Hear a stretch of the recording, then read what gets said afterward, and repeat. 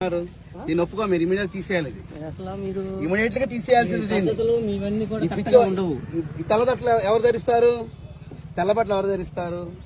ఎవరు ధరిస్తారు? పోలీ ఇంక మొహాన్ని బొట్టన పెట్టినారు. మన దాదీలు కొంతమంది అది కూడా పెట్టుకోవట్లా. అదే స్టిక్కర్ పెట్టుకున్నారు. అదన్నా అందుకని సనాతన భారత హైందవ ధర్మం ఏం చెప్పిందో అది పాటించే ఋషిష్యులు అందరం.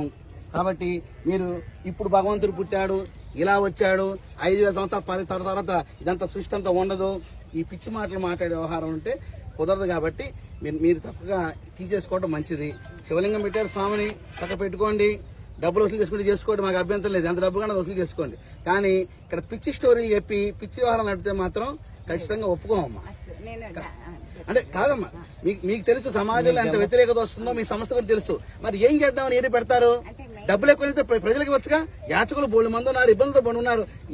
మేమే చేయలేంత ఆర్పాటు, ఇంతమంది స్వాములు వచ్చి ఈ ఆర్పాటాలు ఏంటి, ఇవన్నీ ఏంటి, ఎంత ఖర్చు దీనికి? ఎక్కడి నుంచి వస్తాయి డబ్బులు మీకు? ప్రజల నుంచి ఇస్తారు. దేనికి ఇస్తారు? ఈ ఆర్పాటాల కోసం, సమాజం కోసం పనిచేయమని చెప్పారా? చెప్పండి అమ్మా. ఇప్పుడు మెయిన్ నేను డాక్టర్ నండి. ఓకే, చేశానంటే positive health exhibition, drug addiction, నష్టముక్తి అభియాన్. అంటే అందరూ కూడా శివుని ముందు ప్రతిజ్ఞ చేయడం ఇప్పటి నుంచి మేము అంటే దుర్వ్యసనాల నుండి, దుష్ప్రభావాల నుండి దూరంగా ఉంటాం. పుష్కర స్నానం చేశారమ్మా? చేశారు. మీరు మాత్రం దయచేసి మేము వాళ్ళు ఇక్కడ ఉంటారు. ఏ మాత్రం గనక దేవుడి గురించి చెప్పుకోండి, శివుడి గురించి చెప్పుకోండి, నారాయణ గురించి చెప్పుకోండి, ఋషి సాంప్రదాయం చెప్పుకోండి.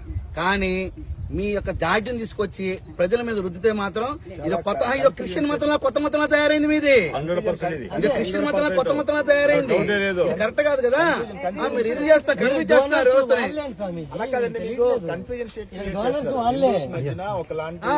సంప్రదాయం తీసుకెళ్తా ఉన్నారు. ఎందుకంటే మేమేమో వేదాస్ ప్రామాణికంగా తీసుకుని చెప్తా ఉన్నాము, మీరేమో ఏదో మీ స్టోరీ లేదు చెప్తా ఉన్నారు. దానికి ఏమో వేద ప్రమాణం ఉండదు, ఏమీ ఉండదు, మీరు ఏదో చెప్పుకుంటా ఉన్నారు. దానివల్ల ఏంటంటే హిందూస్ లో ఇప్పటికే చాలా సాంప్రదాయస్ వల్ల డీవియేషన్స్ ఉన్నాయి. మళ్ళీ మీరు వచ్చి బ్రెయిన్ లోకి ఎక్కిస్తే ఉన్నది కూడా ఊడిపోయి వాళ్ళు. మేము గ్రామాల్లోకి వెళ్తున్నాం, పట్టణాలకు వెళ్తున్నాం, ప్రజల్లోకి వెళ్తున్నాం, లక్షల మంది కలుస్తున్నాం. అసలు హిందూ ధర్మం నుంచి పక్కదారి పడుతున్న వ్యవస్థను తిరిగి పునరాగమనం ద్వారా మేము కష్టపడి తీసుకొస్తుంటే మీరు వాళ్ళలో దూరి అయోమయం గురి చేసి ఎటెల్లాలో తెలియకుండా నారాయణ ఫోటో పెడతారు, శివుడు పెడతారు. కానీ చెప్పేదంతా మీ గందరగోళం విషయం చెప్తారు. మీరు అది ఎలా కుదురుతుంది? కన్ఫ్యూజన్. మేము మాట్లాడాము, మేము క్వాలిఫైడ్స్ అందరూ కూర్చొని మేము మాట్లాడాము. నన్ను పిలిస్తే నేను రాలేదు. నన్ను పిలిస్తే ప్లేట్ టికెట్ పంపించాను, చించి అవతల పారేసి నేను రాలేదండి అక్కడ కార్యక్రమానికి. కొంతమంది వచ్చారు, మాస్టర్స్ చదువుకున్నాం. మీరు చాలా